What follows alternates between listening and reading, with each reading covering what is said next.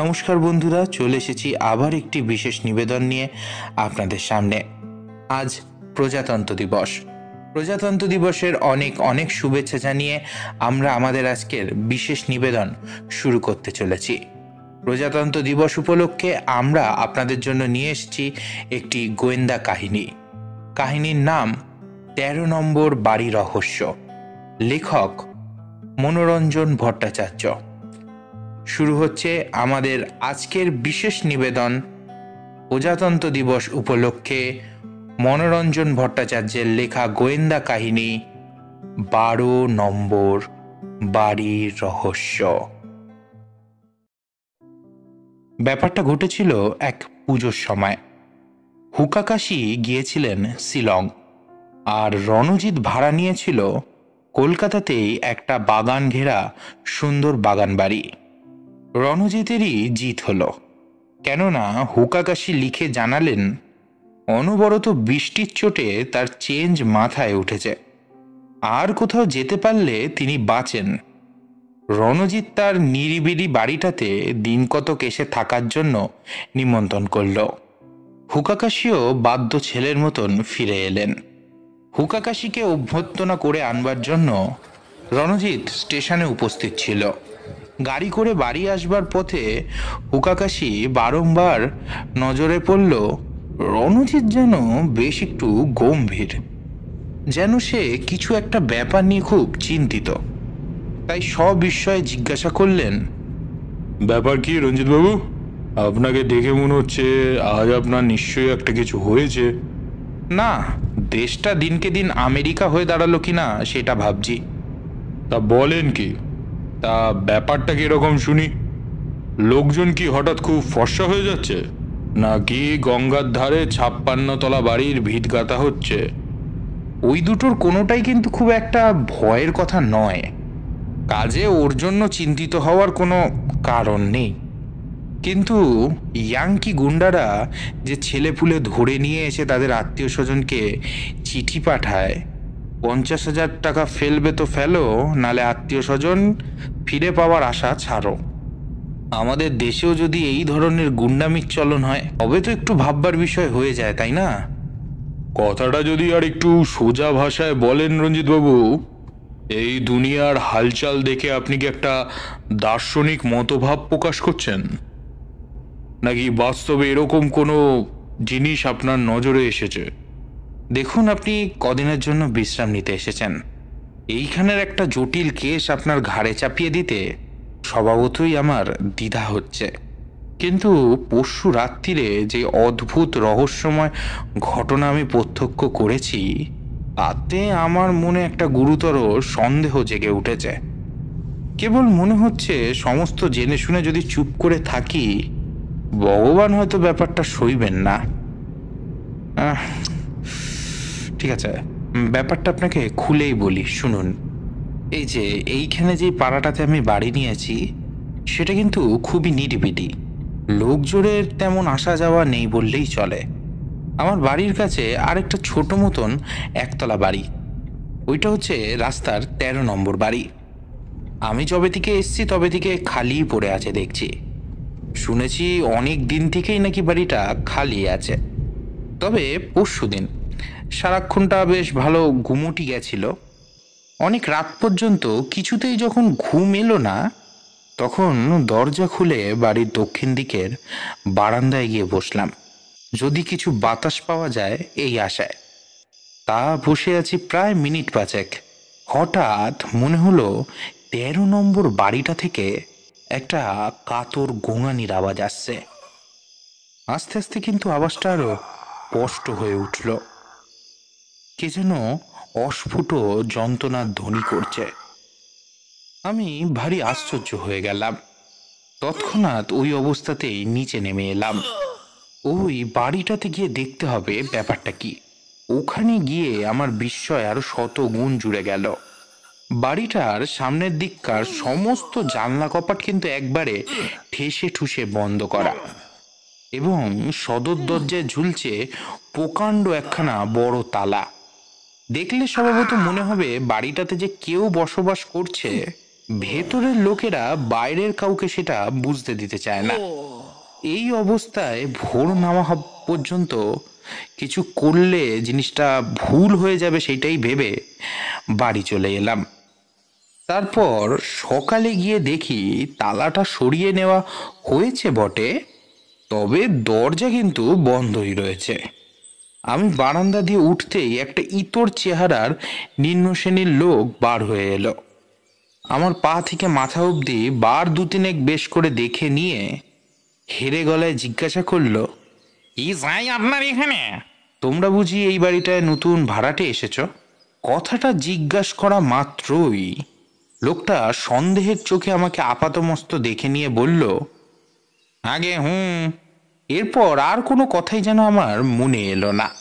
কি বলে আলাপ আরম্ভ করা যায় ভাবছি, হঠাৎ লোকটা আমার মুখের উপরেই ঝপ করে দরজা বন্ধ করে দিল। আর ঠিক সেই মুহূর্তেই আমারও মাথায় এক বুদ্ধি খেলে গেল। ভেতরের লোকেদের কোনো কথাবার্তা শোনা যায় কি না একবার চেষ্টা করে দেখতে হবে। তৎক্ষণাৎ খুব ঘটা করে চটি জুতোর শব্দ শুনিয়ে শুনিয়ে সিঁড়ি দিয়ে নেমে গেলাম। তারপর চটি বাইরে রেখে চুপি চুপি বারান্দায় উঠে এসে দাঁড়ালাম। আবার কপাটের গায়ে কান লাগিয়ে শোনা গেল কে একজন ফিস ফিস করে অপর আরেকজনকে শাসাচ্ছে। হুঁশিয়ার, খুব হুঁশিয়ার, কেউ টের পেলে কিন্তু সব সহ্য মা পড়ব। শুধু কিন্তু আমি একা নই, তোরাও কিন্তু কেউ বাদ পড়বি না। মনে থাকবে তো কথাটা? পেছনে দুয়ার। তার পরের কথাটা আমার আর কানে এলো না। জেলখানা কথাটার উল্লেখ শুনতে পেলাম বলে মনে হলো। তক্ষুনি আমি থানায় গিয়ে সব কথা প্রকাশ করে দিয়ে আসতাম, যদি না জানা থাকতো আজই আপনি এসে পৌঁছাচ্ছেন। আচ্ছা, কীরকম মনে হচ্ছে বলুন তো আপনার এই ব্যাপারটা? বিকেলের দিকে বেলা 5টা নাগাদ রণজিৎকে সঙ্গে নিয়ে হুকাকাশি 13 নম্বরের বাড়ির সামনে গিয়ে হাজির হলেন। ফটক থেকে একটা লাল সুরকির রাস্তা বাড়ির সামনে দিয়ে এগিয়ে গিয়ে গোল হয়ে ঘুরে আবার ফটকের কাছে চলে এসেছে। সেইটুকু পার হলেই বারান্দা। ওরা গিয়ে সেই বারান্দায় উঠতেই সকালবেলার সেই চাকরটা দোর খুলে বেরিয়ে এলো। তারপর কিন্তু সেই সকালবেলারই প্রশ্ন, কি চাই বাবু আপনার এখানে? কথা আছেন? আমরা এই পাড়ারই লোক, একটু আলাপ পরিচয় করতে এসেছি। এখন দেখা হবে না, উনি ঘুমাচ্ছেন। রণজিৎ আর চোখে একবার হুকাকাশির দিকে চাইল। আশ্বিন মাসের বিকাল 5টা যে ঘুমানোর জন্য একটা সঠিক সময় নয়, সেই ততটুকুই স্মরণ করিয়ে দিত। কিন্তু চাকরটার ভাবভঙ্গি খুব সংক্ষিপ্ত। দ্বিতীয়বার আর কোনো বাক্য ব্যয় না করিয়া ওবেলার মতনও এবেলা ঝপ করে দরজাটা বন্ধ করে দিল। অগত্যা রণজিৎদের ফিরে আসতে হলো। রাত তখন বোধ করি 12টা। সমস্ত শহর নিশ্চুপ হয়ে অকাতরে ঘুমাচ্ছে। হঠাৎ হুকাকাশির শোয়ার ঘরে বার কতক দরজায় টোকা পড়ার শব্দ হলো। আমি, রণজিৎ, তাড়াতাড়ি দরজা খুলুন, জরুরি খবর আছে। হুকাকাশি উঠে এসে দরজা খুলে দিতে দিতে বললেন, খবর আমি জানি, ওই কাতরানি ও গুঙানির শব্দ আমার কানেও আসছে। তাহলে তাহলে এখন আমাদের কি করা উচিত? একদম চুপটি করে কোনো কথা না বলে শুয়ে থাকা, মানে এক কথায় বলো ভোরের জন্য অপেক্ষা করা। পরের দিন সকালের খাবার দাবার এবং চা টা খেয়ে হুকাকাশি একবার দক্ষিণ দিকের বারান্দাটা ঘুরে এলেন। তারপরে বললেন, চলে আসুন রঞ্জিতবাবু, কর্তাগোছের একজন ব্যক্তি বারান্দায় সশরীরে দেখা দিয়েছেন। দেখা তো দিতেই হবে, কাল দুবার পাড়াপড়শিরা খোঁজ নিতে এসেছিল শুনেছে।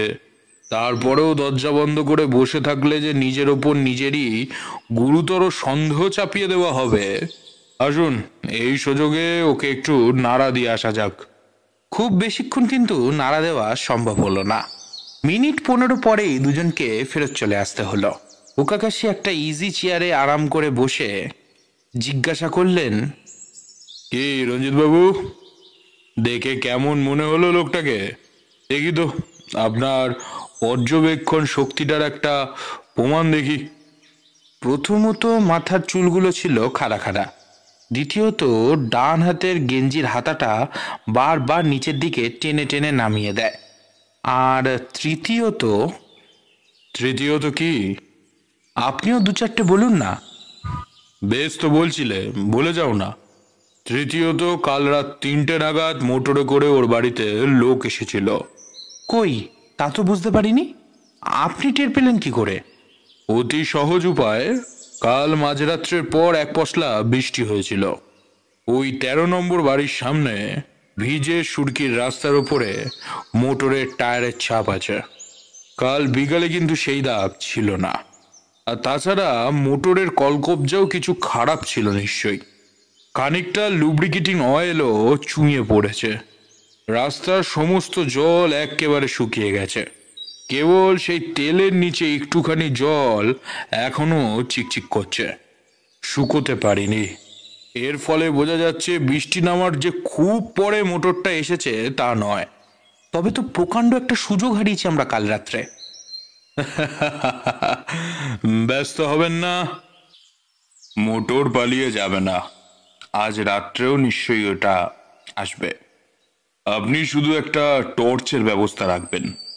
দুপুরে খাওয়া দাওয়ার পর রণজিৎ হুকাকাশিকে এসে পাকড়াও করলেন। আপনার টেবিলের উপরে এত নুন এলো কোথার থেকে হুকাকাশি? ওটা ওটা ওই 13 নম্বর বাড়ির নুন।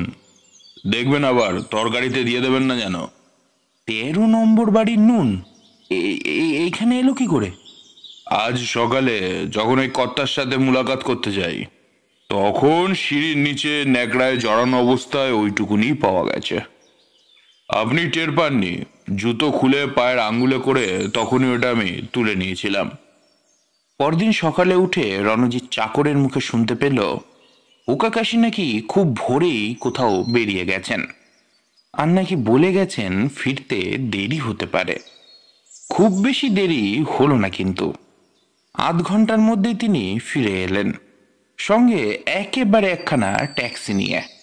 চাকরকে তাড়াতাড়ি তার বিছানাপত্রগুলো তুলতে বলে রণজিতের উদ্দেশ্যে তিনি বললেন, আমাকে মাফ করবেন রঞ্জিত বাবু, এই দিন কতকের জন্য আমাকে একটা হোটেলে গিয়ে উঠতে হবে। তবে যত তাড়াতাড়ি সম্ভব ফিরে এসে ফের আপনার আতিথ্য গ্রহণ করব, এ কথা কিন্তু আমি দিয়ে যাচ্ছি। হুকাকাশির নিষেধ ছিল, তাই রণজিতের হাজার চেষ্টাতেও সেদিন আর তার সে হোটেলে যায়নি। কিন্তু পরদিন দুপুরে এসেই সে উপস্থিত হলো।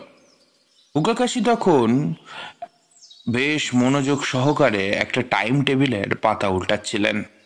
হোটেলের চারদিকটা একটু ভালো করে দেখে নিয়ে রণজিৎ বলল, আপনার রুমটা কিন্তু মন্দ নয়, কিন্তু আলো বাতাসের দিক দিয়ে দেখতে গেলে পাশের কামরাটা আরো ভালো। কিন্তু ওইটা তো দেখছি তালা বন্ধ হয়ে আছে। কেউ ওখানে আছে নাকি? কেন, আপনার কি এখানে এসে থাকতে ইচ্ছা করছে নাকি? থাকলে থাকতে হবে, কিন্তু ওই চাটুর্যে বাণুজ্যে অবস্থায়। কেননা ওতে থাকে একজন রাত্রির বাসিন্দা। রাত্রি 10টা থেকে ভোর 6টা তার এলাকা। দিনের বেলাটা অবশ্য আপনার রাজত্ব কিন্তু চলতেই পারে।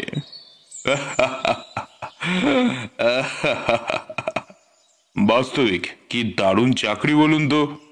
পাক্কা 15-16 ঘন্টা ডিউটি, তার উপর আবার একদিন লেট হলে চাকরি নিয়ে টানাটানি।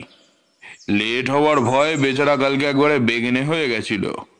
চাকরির এমনই মোহ। জাগিয়ে আমি আজকে একটু বাইরে যাচ্ছি। কম্বৌলির নাম শুনেছেন তো? সেইখানে খুব বেশি দূর নয়, ওই নৈহাটি থেকে মাইল 2। চলুন না আমার সাথে। আপনার তো আবার ইতিহাসে খুব ইন্টারেস্ট, তাহলে কম্বলির মিউজিয়ামটা একবার দেখে আসতে পারবেন। রণজিতের একেবারে আপত্তি ছিল না। বেলা 2টোর গাড়িতে দুজনে রওনা হয়ে পড়লেন। কম্বওয়ালিতে পৌঁছে ওরা উঠলেন ডাক বাংলোয়। রণজিৎকে খানিকক্ষণ রেস্ট নিয়ে নেওয়ার কথা বলে হুকাকাশি কিন্তু সঙ্গে সঙ্গে বেরিয়ে পড়লেন। তার নাকি কতগুলো জরুরি কাজ আছে এখানে, সেইগুলো সেরে ঘন্টা তিনেকের মধ্যেই তিনি ফেরবার চেষ্টা করবেন, এই কথাই বললেন। কাল নয় সুবিধা মতন এক ফাঁকে মিউজিয়ামটা দেখে আসা যাবে। যথাসময় ডাকবাংলোতে ফিরে এসে হুকাকাশি দেখলেন রণজিৎ দোকান থেকে এক রাশ খাবার আনিয়ে অধীরভাবে অপেক্ষা করছে। হুকাকাশিকে ফিরতে দেখেই সে প্রশ্ন করে উঠল, আরে এই তো, আসুন আসুন, তা কদ্দূর কি করে এলেন? আরে মশাই, রসুন রসুন, এত ব্যস্ত হলে কি চলে? আরো দিন দুয়েক আমাদের এখানে অপেক্ষা করতে হবে মনে হচ্ছে। কিন্তু আপনার মিউজিয়াম দেখবার ইচ্ছাটা বোধহয় ছাড়তে হবে। ওতে নাকি কর্তৃপক্ষের অনুমতি নেই, পাস চাই। আর নাকি এর মধ্যে অনেক ভজঘট সম্পদ ঘটেছে কিছু। আমাদের এখানে চেনেই বা কে বা জানেই বা কে যে আমাদের পাস এখানে দিতে যাবে? কিন্তু রণজিতের বরাত ভালোই বলতে হবে, কেননা বিনা ঝঞ্ঝাটেই মিউজিয়াম দেখবার অনুমতি মিলে গেল। রণজিৎ পরম আনন্দে হুকাকাশির সাথে মিউজিয়াম দেখতে রওনা হলো। পুঙ্খানুপুঙ্খভাবে সমস্ত দেখে সিঁড়ি দিয়ে তারা নামছিল। ঠিক এই সময় রণজিৎ বলল, চমৎকার সংগ্রহ, ব্যবস্থাও ভালো। হবে না, অতগুলো কর্মচারী অনবরত খেটে যাচ্ছে। আচ্ছা, আপনি দাঁড়িয়ে কার সাথে আলাপ করছিলেন মিস্টার হুকাকাশি? উনি কি মিউজিয়ামের কিউরেটর? না না না, কিউরেটর উনি নন। অন্য 5 জনের মতন উনিও একজন সাধারণ কর্মচারী। তবে লোকটির জ্ঞান পিপাসা দেখে একটু আলাপ করতে ইচ্ছা হলো। দেখুন না, ওনার টেবিলের ওপরে কতগুলো বই পড়ে। তবে হ্যাঁ, যা বলেছেন, সংগ্রহ চমৎকারই বটে। তবে আর দিন 5-7 আগে হলে আরো ভালো হতো। একটা স্পেশাল এক্সিবিশন ছিল নাকি এখানে, সেইটা এখন বন্ধ করে দেওয়া হয়েছে। তাই নাকি? কে বলল? কে আর বলবে, ওই যে ওইদিকে দেখুন না। হুকাকাশি সিঁড়ির পাশে একটা ছাপানো বিজ্ঞাপন আঙ্গুল দিয়ে দেখিয়ে দিলেন। নির্দিষ্ট দিনের আগেই বন্ধ হয়ে গেছে। কথা বলতে বলতে দুজনেই রাস্তায় নেমে এসেছে। হুকাকাশি বললেন, আপনি এবার ডাকবাংলোর দিকে এগোন, বুঝলেন? কাজকর্ম আমার যা বাকি আছে সেই সমস্ত চুকিয়ে আমিও এসে জুটছি। আজকেই আমরা ফিরে যেতে পারবো আশা করি। বাস্তবে তারা সেই দিনই কম্বলি ছেড়ে কলকাতায় ফিরে এলেন। অবশ্য রণজিতের বাড়িতে নয়, হুকাকাশির হোটেলে। ফটক পার হয়ে ভেতরে ঢুকতেই হোটেলের ম্যানেজার হুকাকাশির কাছে ছুটে এলেন। হাঁপাতে হাঁপাতে বললেন, মাত্র আপনাকে টেলিফোন করেছিল। কোত্থেকে?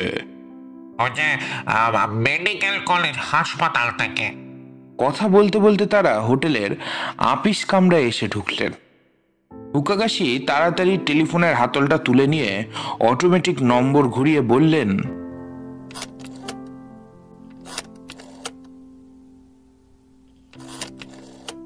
Hello, medical college hospital. আমি হুকাকাশি বলছি। ও, আপনি দারোগা বাবু, কি খবর? ও, এক্স রে হয়ে গেছে? হ্যাঁ হ্যাঁ, জানি জানি। এক ছড়া মালা তো, ওইটা একদম খাঁটি মুক্তোর। দামটা কমসে কম 50,000 টাকা। হুকাকাশি একগাল হেসে রিসিভারটা রেখে দিলেন। রণজিৎ স্তম্ভিত, বিহলের মতন তার দিকে তাকিয়ে আছে দেখে হুকাকাশি আরেকটু হেসে বললেন, আপনার প্রতিবেশী সেই 13 নম্বর বাড়ির রহস্যটা ভেদ হয়ে গেছে। বাড়ি আশ্চর্য ব্যাপার। অবশ্য আমরা আজ কম্বলের মিউজিয়ামটা ঘুরতে না গেলে এত সহজে ব্যাপারটা মিটতো কিনা জানি না। আপনাকে বলছি সবটা। এই 5-7 দিন আগে মিউজিয়ামে একটা স্পেশাল এক্সিবিশনের ব্যবস্থা হয়েছিল। নানান জায়গা থেকে দামি দামি জিনিসপত্র সেখানে আসে। আর সেই সমস্ত জিনিসের মধ্যে ছিল একটা 1600 শতাব্দীর মুক্তোর মালা। প্রতাপাদিত্যের ইতিহাসের সাথে সেটা জড়িত। মিউজিয়ামের একজন কর্মচারী দেখলো সেটাকে এমন ভাবে রাখা হয়েছে, হাত সাফাইওয়ালা লোকের পক্ষে সেটা সরিয়ে ফেলা আশ্চর্য নয়। সে তার পূর্ব পরিচিত একটা ভদ্রবেশী জোচ্চোরের সাথে সমস্তটা প্ল্যানিং প্লটিং করে ফেললো। ভিড়ের মধ্যে সেই জোচ্চোর মালাটাকে ট্যাকস্থ করবে। লোকটা বাস্তবে নিপুণ হাতে মালার গাথাটা সরিয়ে ফেললো, কিন্তু ঠিক হজম করাটা তার সাধ্যে কুলোলো না। কেননা ঠিক সঙ্গে সঙ্গে মিউজিয়ামের রক্ষীরা টের পেয়ে গেল যে একটা কিছু অঘটন ঘটেছে। আর সেই মুহূর্তে ঘরের দরজা বন্ধ করে প্রত্যেকটা মানুষের একদম খানা তল্লাশি করা শুরু হয়ে গেল। সেই জোচ্চোর বুঝতে পারলো যে আর উপায় নেই, নির্ঘাত এক্ষুনি সে মারা পড়বে। প্রাণের দায় সে গপ করে গোটা মালা ছড়াটাই গিলে ফেলল। ফলে কর্তাদের শুধু দেহ তালাশি সার হলো, মালাটা কিন্তু মিলল না।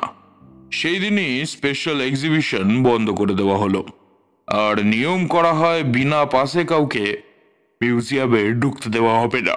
এরপরে মালা গেলবার ফলে জোচ্চোরের অবস্থা টাহিল। অসহ্য পেটে ব্যথা, বেচারা সইতেও পারে না, আর মুখও খুলতে পারে না। কেননা প্রকাশ্যে ডাক্তারদেরকে চিকিৎসা করালে সব কথা একদম ফাঁস হয়ে পড়বে, আর তার ফল হবে শ্রীঘর। ব্যাপারটা দেখে মিউজিয়ামের সেই কর্মচারী, তার নামটা যেহেতু এখনো পর্যন্ত জানতে পারিনি, তাই তাকে মিউজিয়ামের কর্মচারী বলেই উল্লেখ করব। সে এক রাত্রে ওকে নিয়ে এসে এক নিরিবিলি পল্লীতে একটা বাড়ি ভাড়া নিল। পেটে অস্ত্র করা ছাড়া এই ব্যামোর আর কোনো চিকিৎসা নেই। এরকম ডাক্তার হয়তো মিলতে পারে, কিন্তু সেই চিকিৎসায় জোচ্চোর একদমই মানতে পারলো না। বুঝলে না, পাপি মন কিনা ভাবলো পেট কাটা ছুতোয় তাকে এই পৃথিবী থেকেই বিদায় না করে দেওয়া হয়। তাই চেষ্টা চলতে থাকলো নানা রকমের জোলাপ দিয়ে। দিনের বেলা বাড়ির ভেতর চিৎকার হলে পাড়াপড়শির সন্দেহ জাগতে পারে, তাই ওই সময়টা ওকে মরফিয়া ইনজেক্ট করে ঘুম পাড়িয়ে রাখা হতো। জেগে থাকলে ও প্রাণের দায় নিজেই দাঁতে দাঁত চেপে পড়ে থাকতো। যত গোলমাল রাত্রিতে, রাগলে পরে এই কাতরানি এবং গোমানি। এই অবস্থা যখন চলছে তখন ব্যাপারটা প্রথম আপনার নজরে এলো। এখন প্রশ্ন হচ্ছে, ব্যাপারটা আমি টের পেলাম কিভাবে? তাই তো বলছি, শুনুন। আপনার মনে হয়েছিল আমেরিকার অনুকরণে কোনো লোককে এখানে বন্দি করে রাখা হয়েছে, মুক্তিপণ দিলে তবে তাকে ছেড়ে দেওয়া হবে। ন্যায়শাস্ত্রের যুক্তিতে কিন্তু আপনার থিওরি টিকলো না। যদি বন্দি কাউকে করা হয় তাহলে তার বন্দি করার কারণ হচ্ছে আত্মীয় স্বজনের কাছ থেকে টাকা পয়সা নেওয়া, কিন্তু বন্দি করে বন্দিকে কেন তারা মারধর করবে? বরং তাকে ভুলিয়ে ভালিয়ে রাখাটাই স্বাভাবিক, ভবিষ্যতে তার যেন কোনো আক্রোশ না থাকে। তার থেকেও বড় যুক্তি এই, বাস্তবেও যদি তারা অত্যাচার বা মারধর করে থাকতো তাহলে আমিও আপনি দুইবার ওই বাড়ি যাওয়াতেই সেই জিনিসটা বন্ধ হয়ে যেত। ইচ্ছে করে কে আর পাড়াপড়শির সন্দেহ জাগাতে চায় বলুন? না, অত বোকা কিন্তু ওরা নয়। সেরকম মতলব থাকলে অন্য কোথাও নিশ্চয়ই ওরা সরে পড়ত। গোলমাল যেটা হয়েছে সেটা ওদের ইচ্ছাকৃত নয়, চেষ্টা করেও সেটা বন্ধ করা সম্ভব হয়নি। বোঝা গেল রহস্যটা অন্য ধরনের। কি ধরনের রহস্য সেটা যে আজ করতে পারিনি তা কিন্তু নয়। সেই দিন বাড়ির কর্তার সাথে আলাপ পরিচয়ের কথা তোমার মনে আছে? লোকটা যে কোমাগত গেঞ্জির ডান হাতাটা নিচের দিকে টেনে দিচ্ছিল, ওইটা কিন্তু তার কোনো মুদ্রা দোষ নয়। ইঞ্জেকশনের দরুন হাতের খানিকটা জায়গা ফুলে ঢিপির মতন হয়ে উঠেছিল, সেইটাকে ঢাকবার চেষ্টা। হাতের অবস্থা দেখে এবং নুনের পুটলিটা পেয়ে যাওয়ায় ওই লোকটাকে যে ইঞ্জেকশন দেওয়া হচ্ছে সেটা বুঝতে পারলাম। সমস্ত দিন দোতলা থেকে ওই বাড়িটার চারদিকে আমরা নজর রেখেছি, কাউকে কিন্তু আমরা ঢুকতে দেখিনি। তবে ডাক্তার এলো কখন? বুঝলাম গভীর রাত্রের ওই মোটরখানা আর কিছু নয়, ডাক্তার আমদানির ব্যবস্থা।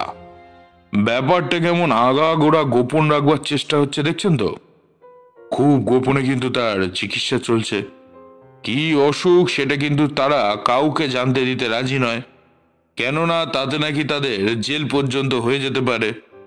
ডাক্তার যখন চিকিৎসা শুরু করেছে আর রোগীর অবস্থার যখন উন্নতি হয়নি, মাথা চাপবার চেষ্টা তো সেটা তার মুখ দেখেই বোঝা যাচ্ছিল, তখন যে ডাক্তারকে ফের আসতে হবে সেটা বুঝতে দেরি হলো না। বাস্তবে গভীর রাত্রে আবার মোটর এলো। তখন আমিও ধীরে ধীরে রাস্তার ধারে একটা গাছের আড়ালে গিয়ে দাঁড়ালাম। আর খানিকক্ষণ বাদে মোটর ফেরত যেতেই পেছন দিকে টর্চের আলো ফেলে গাড়ির নাম্বারটা দেখে নিলাম। ডাক্তারের পাশে গাড়িতে আরেকজন লোক বসেছিল। গাড়ির নম্বরটা যে আসল তাতে কিন্তু কোনো ভুল ছিল না, কারণ নকল নম্বর হলে পেছনের আলো নেবানো থাকতো। পরের দিন সকালে বেরিয়েই মোটর রেজিস্টার ঘাঁটতেই দেখা গেল সেটা এই হোটেলের গাড়ি। সেই দিন সকালবেলায় এই হোটেলে উঠে আসতে দেখে আপনি খুবই আশ্চর্য হয়েছিলেন। তবে হোটেলের যে রুমটা আপনার খুব পছন্দসই হয়েছিল, আমারও কিন্তু প্রথম নজর পড়েছিল সেইটার ওপর। এবং যেই জবাব আপনাকে দিয়েছি সেটা কিন্তু ম্যানেজারের দেওয়া জবাব। হ্যাঁ, জবাবটা আমারও খুব আশ্চর্য বলে মনে হয়। সকাল 6টা থেকে রাত্রি 10টা পর্যন্ত লোকটা বাইরে বাইরে করেটা কি? অফিসে নিশ্চয়ই এতক্ষণ খাটায় না। কথা বলতে বলতে আমি ম্যানেজারের সাথে নিচে নেমে এলাম। এ কি, ও ঘরের ভদ্রলোক আজ যে এর মধ্যে ফিরে আসছেন? এই তো সবে বেরিয়ে গেলেন। আমি দেখি একটা লোক স্টেশনের কুলির হাতে কিছু বোচকাবাজকে চাপিয়ে এই দিকেই এগিয়ে আসছে। খুব ব্যস্ত ভাব তার মুখে চোখে। ম্যানেজারের সামনে এসে সে বলল, মোটরটা নাকি তার আরেকবার চাই। মোটরটা নাকি না পেলে তার হবে না, তার নাকি খুব বিশেষ দরকার। ম্যানেজারেরও কিন্তু অবশ্য গাড়ি দিতে তাকে খুব আপত্তি ছিল না। বিল বেশি হলে তো তারই ভালো, তার আপত্তি কোথায়? কিন্তু ড্রাইভারের আপত্তি দেখা গেল। এই রাত্রিরে সে গাড়ি চালিয়ে এলো, আবার এক্ষুনি ম্যানেজার কিন্তু তার ওপর ধমকে উঠলেন। দুটো জিনিস তৎক্ষণাৎ আমার চোখে পরিষ্কার হয়ে গেল। প্রথমত, লোকটা রেলে কোথাও যাবে বলে রওনা হয়েছিল, গাড়িটা ফেল করাতে সে ফিরে এসেছে, নইলে স্টেশনের কুলি সে পেল কোথায়? দ্বিতীয়ত, সে বলছে মোটরখানা আরেকবারটি চাই, তার মানে এর আগে সে আরো একবার গাড়ি নিয়েছে। ড্রাইভার বলছে এর আগেই নাকি ওকে বার হতে হয়েছিল রাত্রিরে। এতে আন্দাজ করতে দেরি হলো না যে আগের দিন যে 13 নম্বর বাড়িতে দুটি লোক এসেছিল, এই লোকটি হচ্ছে তাদেরই একজন। কিন্তু কোনজন? ডাক্তার না তার সহযাত্রীটি? সম্প্রতি লোকটা কোথায় যাচ্ছে সেটা জানা কঠিন হবে না, কেননা ড্রাইভার যখন এখন থেকেই আপত্তি জানাচ্ছে, কিন্তু ফিরে এলেই ফের তাকে গাড়ি বার করতে বলা যাবে। নিশ্চয়ই তখন সে প্রবলভাবে না বলে বলবে যে নিশ্চয়ই সে এত দূর দূর থেকে ঘুরে এলো, এখন আর তার পক্ষে কোথাও যাওয়া সম্ভব হবে না। তখন কোথায় গেছিল প্রশ্ন করলেই জায়গাটার নাম একবারে সহজেই জানা যাবে। ঠিক সেই মতলব অনুযায়ী কাজ করা গেল। ড্রাইভার জানালো বাবুটিকে সে নৈহাটিতে রেখে এসেছে। অনেক রাত্রে লোকটা আবার হোটেলে ফিরে এলো। ভোরে যখন সে ফের বার হচ্ছে তখন আমি তার পিছু নিলাম। শিয়ালদায় এসে দেখি সে নৈহাটির টিকিট কাটছে। আমিও চললাম সেই সঙ্গে সঙ্গে নৈহাটি। নৈহাটি জংশনে নেমে সে ধরল কম্বৌলি রোড। আমিও কিছু দূর সমানে তার পিছু পিছু। কম্বৌলি যে তার দিনের লীলাভূমি সেটা নিশ্চিত করে আমি ফিরে এলাম কলকাতাতে। বেলা তখন প্রায় 10টা। এরপর আপনি এলেন আমার হোটেলে, আর আমরা দুজন রওনা হয়ে গেলাম কম্বৌলিতে। এইখানে আপনাকে একটু ধন্যবাদ না জানিয়ে পারছি না। মিউজিয়াম দেখবার অতটা আগ্রহ আপনি প্রকাশ না করলে হয়তো রহস্যটা ভেদ হতে আরো কিছুদিন হয়তো সময় লাগতো। আমার হোটেলের সেই অদ্ভুত লোকটা যে কম্বৌলির মিউজিয়ামের একজন কর্মচারী, তা কিন্তু তখনও আমি জানতে পারিনি। আমরা যখন ভেতরে যাই তখন লোকটা এক রাশ ফাইলের মাঝখানে একটা বই নিয়ে খুব মনোযোগ করে পড়ছিল। তার তখন আর কোনো দিকে হুঁশ নেই। দেখলাম ওইটা একটা ডাক্তারি বই, আর যেই পরিচ্ছেদটা সে মন দিয়ে পড়ছে সেটা জোলাপ সম্বন্ধে। আর আমার উপস্থিতি টের পেয়ে হঠাৎ করে তো বইখানা বন্ধ করে ধরা পড়ার মতন ভঙ্গি করে অপরাধীর মতন আমার দিকে সে চাইল, যেন কিছুই দেখিনি এরকম ভাব করে মিউজিয়াম সম্বন্ধে 2-4খানা প্রশ্ন করে আমি সেখান থেকে সরে এলাম। আমার মনে তখন পরপর কয়েকটি প্রশ্ন জাগলো। এই মিউজিয়াম হওয়া অবধি এতকাল এখানে সর্বসাধারণেরই ঢোকার অনুমতি ছিল, কোনো পাসের কিন্তু দরকার হতো না। কিন্তু 5-7 দিন হলো এই নিয়ম বন্ধ করে দেওয়া হয়েছে। এইখানে নাকি আর যাকে তাকে ঢুকতে দেওয়া হবে না। মিউজিয়ামে একটা স্পেশাল এক্সিবিশন চলছিল, বিজ্ঞাপন অনুযায়ী যতদিন সেটা চলবার কথা তার আগেই কর্তৃপক্ষ সেটাকে বন্ধ করে দিয়েছে। এই সমস্ত জিনিস করার মানেটা কি? তবে কি কোনো দামি জিনিস হালে এখান থেকে চুরি গেছে? নিশ্চয়ই তাই। না হলে কর্তৃপক্ষের এরকম ব্যবহারের আর কোনো দ্বিতীয় অর্থ হতে পারে তা মনে হয় না। আর তৃতীয়ত, এই রহস্যময় লোকটা দেখছি এইখানকারই একজন কর্মচারী। এই চুরির সাথে তার কোনো সম্পর্ক নেই তো? নিচে নেমে আপনাকে বিদায় দিয়ে তাই মিউজিয়ামের কর্মকর্তা কিউরেটরের ঘরে ঢুকলাম। অল্প একটু আলাপের পরেই দেখা গেল যে আমার অনুমান কিন্তু মিথ্যা হয়নি। বাস্তবেই একটা ইতিহাস প্রসিদ্ধ মুক্তার মালা চুরি গেছে। এর পরের প্রশ্ন, কিউরেটরের কথাবার্তায় আমি বুঝতে পারলাম তার কর্মচারীদের মধ্যে কেউ ডেলি প্যাসেঞ্জার নেই, সকলকেই কম্বৌলিতেই থাকতে হয়। তার বিনা অনুমতিতে কম্বৌলি ছেড়ে বাইরে কাউর কোথাও যাওয়ার কোনো অনুমতিই নেই। অথচ এই লোকটি আজ 5-7 দিন ধরে রাত্রের গাড়িতে কলকাতা যাচ্ছে। নৈহাটির মতন অত বড় জংশন স্টেশনে কেই বা কাউকে চেনে? কলকাতা সে যাচ্ছে একটা লোকের চিকিৎসার ব্যবস্থা করতে। তার সেই রোগীটি অসহ্য ব্যথায় দিনরাত পড়ে কাতরাচ্ছে, অথচ সেই ব্যথার কারণ ঘুণাক্ষরেও কারোর কাছে প্রকাশ করার তার ক্ষমতা নেই, সাধারণ ডাক্তারের কাছেও না। কেননা তা হলেই নাকি তার সবারই জেল হয়ে যাবে। এইখানে হাজার কাজের মধ্যেও লোকটা বসে বসে চিকিৎসা শাস্ত্রের বই পড়ছে জোলাপ সম্বন্ধে। ওষুধটা যখন জোলাপ, তার মানে ব্যথাটা নিশ্চয়ই পেটের। পেটের ব্যথার সাথে কোনো জিনিসের চুরির একমাত্র সম্বন্ধ থাকতে পারে যদি চোরাই মালটা হয় খুব ছোট, চোর সেটাকে গিলে ফেলে থাকে। কি অবস্থায় মুক্তোর মালা চুরি হয়েছিল সেটা কিউরেটর বলেছিলেন। শুনে আর কোনো সন্দেহই রইল না, আপনার প্রতিবেশী সেই 13 নম্বর বাড়ির ভদ্রলোকই সেই মালা চোর। চুরির পরেই বেগতিক দেখে সেটা গিলে ফেলেছে।